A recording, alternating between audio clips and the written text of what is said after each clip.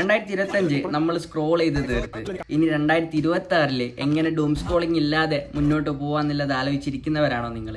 അങ്ങനെയാണെങ്കിൽ നിങ്ങൾക്കുള്ള വീഡിയോ ആണിത്. First of all, dome scrolling എന്ന് പറയുന്നത് നമുക്ക് ഒറ്റയടിക്ക് നിർത്തിയെടുക്കാൻ പറ്റില്ല.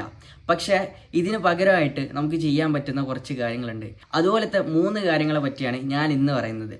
നമ്പർ 1, നിങ്ങൾ സ്ക്രോൾ ചെയ്യുന്നതിന് പകരം വല്ല പോഡ്കാസ്റ്റും എടുത്ത് കാണുക. നിങ്ങളുടെ യൂട്യൂബിലൊക്കെ ഇഷ്ടം പോലെ ഓപ്ഷൻസ് ഉണ്ട്. അതിൽ നിങ്ങളുടെ ഇഷ്ടങ്ങൾക്കനുസരിച്ചുള്ള ഒരു പോഡ്കാസ്റ്റ് കണ്ടിരിക്കുക. നിങ്ങൾ ഡൂം സ്ക്രോൾ ചെയ്യുന്നതിനേക്കാട്ടിലും എത്രയോ ബെറ്ററാണത്. നമ്പർ 2, നിങ്ങൾ നന്നായി സ്ക്രോൾ ചെയ്തുകൊണ്ടിരിക്കുന്ന സമയത്ത് നിങ്ങളുടെ മൊബൈൽ ഫോണിലോ അല്ലെങ്കിൽ വല്ല ജേർണലിലോ നിങ്ങളുടെ മൈൻഡിലുള്ളത് എന്താണെങ്കിലും അത് എഴുതി വെക്കുക.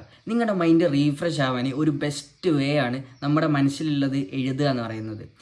നമ്പർ 3, ഇത് കുറച്ച് ബുദ്ധിമുട്ടുള്ളതാണ്, പക്ഷേ റിസൾട്ട് ഗ്യാരണ്ടീഡ് ആണ്. നിങ്ങൾ ചെറിയൊരു വർക്കൗട്ട് ലൈക്ക് ഒരു 10 പുഷപ്പോ അല്ലെങ്കിൽ ഒരു 100 പുഷപ്പോ അല്ലെങ്കിൽ ഒരു പുറത്തോട്ടൊരു വാക്കിങ്ങിനൊക്കെ പോവുക.